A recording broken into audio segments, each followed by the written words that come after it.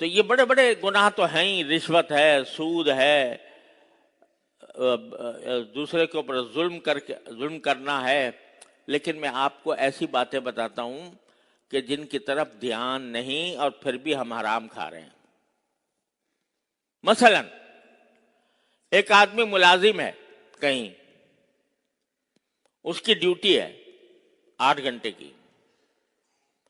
وہ اگر 8 گھنٹے کی ڈیوٹی دیتا ہے تو تنخواہ اس کے لیے حلال ہے. لیکن اگر اس میں سے 8 گھنٹے میں سے کچھ وقت اس نے چرا لیا، دیر سے گیا، جلدی واپس آ گیا، یا بیچ میں اٹھ کر اس نے اپنا کوئی ذاتی کام کر لیا، تو تنخواہ کا اتنا حصہ حرام ہو گیا. اور قرآن کریم نے جو فرمایا وَيْلٌ لِّلْمُطَفِّفِينَ، دردناک عذاب ہے ان لوگوں کے اوپر کہ جو ناپ تول میں کمی کرتے ہیں. ناپ تول میں کمی ہر چیز میں ہوتی ہے. اگر ایک آدمی 8 گھنٹے کا ملازم ہے اور وہ 8 گھنٹے پورے نہیں دیتا، فرض کرو کہ اپنے 8 گھنٹے میں سے اس نے 1 گھنٹہ چرا لیا، اپنے ذاتی کام میں صرف کر دیا، 1 گھنٹہ دیر سے پہنچا، 1 گھنٹہ پہلے اٹھ گیا، تو یہ 1 گھنٹے کی تنخواہ اس کی حرام ہو گئی. 1 گھنٹے کی تنخواہ حرام ہو گئی. اور جو کچھ وہ کھائے گا یا پیے گا یا بازار سے خریدے گا، اس میں سے 1 گھنٹے کے برابر جتنا بھی وہ کھائے گا وہ حرام کھائے گا.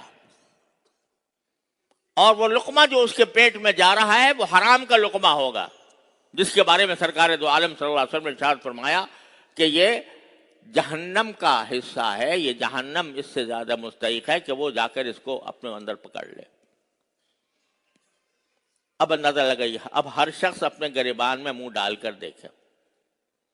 اگر وہ کہیں ملازم ہے، کسی جگہ نوکری کر رہا ہے، کیا واقعتاً وہ اپنا فرض دیانتداری کے ساتھ ادا کر رہا ہے؟ کیا وہ وقت پورا دیتا ہے؟ اگر پورا نہیں دیتا، اس میں سے کوئی وقت چوری کرتا ہے، تو اتنی تنخواہ اس کی حرام ہے. اور جو کھانا وہ خریدے گا، کھانے کی چیزیں خریدے گا، اس میں حرام شامل ہو گیا. اس منہ میں جو لقمہ جائے گا، اس لقمے میں حرام شامل ہو گیا. تو ساری دنیا کی تباہی تمہارے ذمہ داری نہیں ہے. دنیا کہاں جا رہی ہے، کس طرح تباہ ہو رہی ہے، تمہارے اوپر اپنی ذمہ داری ہے. علیکم انفسکم، اپنی خبر لو. جہاں کہیں ایسا ہو کہ کوئی شخص اس طرح چوری کر رہا ہو وقت کی، تو یہ چوری اس کے لیے حرام خوری کا ذریعہ بن گئی. اب اس پر کتنے لوگوں کا دھیان ہے؟ اس پر خود ہر آدمی دیکھ لے کہ کتنا دھیان ہے. اگر اپنے وقت میں جو وقت میں اس کی ذمہ داری ہے اس کو اس نے ادا نہیں کیا، تو حرام کام کیا، حرام کھانا کھایا، حرام تنخواہ لی. یہ ایک ایسی چیز ہے کہ جو ہر شخص کو اپنے گریبان میں منہ ڈال کر اپنے حالات کو دیکھنا چاہیے. ایک آدمی تجارت کر رہا ہے، تجارت کرتے ہوئے یہ رسول کریم سرور دو عالم صلی اللہ علیہ وسلم نے یہ ارشاد فرمایا کہ اگر کوئی شخص کوئی چیز بیچے اور اسے پتا ہو کہ اس میں کوئی عیب ہے، کوئی نقص ہے، کوئی کمی ہے، اور وہ بیچتے وقت خریدار کو اس عیب کے بارے میں نہ بتائے، بس بیچ دیا، سوچا اچھا چلو نکل گئی چیز، آنکھوں پر دھول ڈال کر کوئی چیز بیچ دی، تو رسول کریم سرورت عالم صلی اللہ علیہ وسلم فرماتے ہیں جس نے کوئی شخص عیبدار چیز بیچی جانتے بوجھتے اور خریدار کو نہ بتایا، لم یزل فی مقت اللہ، وہ ساری زندگی اللہ کے غضب میں رہے گا. لم یزل فی مقت اللہ، لم یزل کا لفظ ہے کہ اللہ کا غضب اس کے اوپر مستقل رہے گا زندگی بھر، کہ اس نے ایک عیبدار چیز بغیر اس عیب کو بتائے فروخت کر کے دھوکہ دیا، یہ حرام کام کیا، حرام کام کیا، اس کی وجہ سے جو پیسے لیے اس پیسے میں حرام مل گیا، اور اس پیسے سے جو خریدے گا سامان اور جو رزق کھائے گا اس میں حرام کی آمیزش ہو گئی، اور وہ جو لقمہ کھا رہا ہے اس کا ایک حصہ حرام ہو گیا۔ کتنے ارشادات ہیں نبی کریم سرور عالم صلی اللہ علیہ وسلم کے اس بات پر کہ حلال کھانے کے لیے کا اہتمام کرو، حرام سے بچو۔ یہ جو باہر سے چیزیں آتی ہیں، اللہ کا شکر ہے ہمارے ملک میں اتنی زیادہ نہیں ہیں، لیکن عرب ممالک کے اندر پھیلی ہوئی ہیں۔ گوشت آتا ہے باہر سے، نیوزی لینڈ سے آتا ہے، آسٹریلیا سے آتا ہے، امریکہ سے آتا ہے، اور وہ صحیح طریقے سے حلال کیا گیا نہیں کیا گیا کچھ پتہ نہیں چلتا، لیکن لوگ مزے سے کھا رہے ہیں۔ اور خود ہمارے ہاں بھی بعض قسم کے ایسے گوشت چل پڑے ہیں کہ جن کے بارے میں کم از کم شک ہے کہ یہ واقعتاً صحیح طریقے سے ذبح کیے ہوئے تھے یا نہیں تھے۔ تو آدمی کو حلال و حرام کی فکر، یہ ایک مسلمان کا پہلا کام ہے کہ جو چیز میں لے رہا ہوں، جو کھانا میں کھا رہا ہوں، جو پانی میں پی رہا ہوں، اس میں کوئی حرام چیز شامل تو نہیں ہے۔ لیکن اللہ بچائے یہ فکر مٹ گئی ہے۔ یہ جو آج کل ایک سلسلہ ہے پرائز بانڈ کا، پرائز بانڈ انعامی بانڈ ہوتے ہیں، یہ اصل میں حکومت قرضے لیتی ہے عوام سے، اور اس کے قرضے کی دستاویز کے طور پر ایک بانڈ جاری کر دیتی ہے، اور اس کے اوپر قرآن اندازی کے ذریعے وقتاً فوقتاً انعامات نکلتے ہیں۔ بعض اوقات ایک شخص نے مثلاً 1000 روپے کا بانڈ لیا تھا، یعنی 1000 روپے اس نے دیے تھے حکومت کو قرض، 1000 کا بانڈ دے دیا گیا گورنمنٹ کی طرف سے۔ پھر کچھ دیر کے بعد قرآن اندازی ہوگی تو اس کے بعد اوقات اگر اس کا نمبر نکل آیا تو وہ بعض اوقات لاکھوں روپے اس کو مل جاتے ہیں اس 1000 کے عوض میں جو اس نے لیے تھے۔ اب یہ سراسر سود اور قمار، اور لوگ آرام سے پرائز بانڈ لے رہے ہیں اور کھا رہے ہیں اور انعامات لے رہے ہیں۔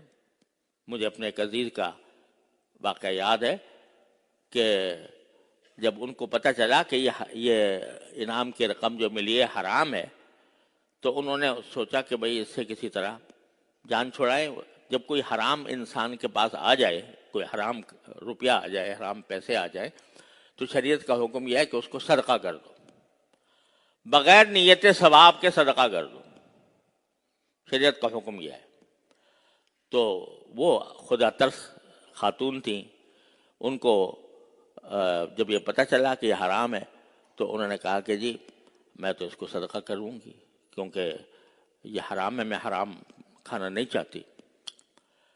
ان کے ایک عزیز نے کہا کہ پاگل ہو رہی ہو، 1,00,000 روپے اس زمانے میں 1,00,000 روپے بڑی چیز ہوتی تھی، وہ تمہیں مل رہے ہیں اور تم اس طرح کر رہی ہو، لو مجھے دے دو، یہ پرائز بانڈ مجھے دے دو، پرائز بانڈ مجھے دے دو، میں کھاؤں گا اس کو، میں لے لوں گا۔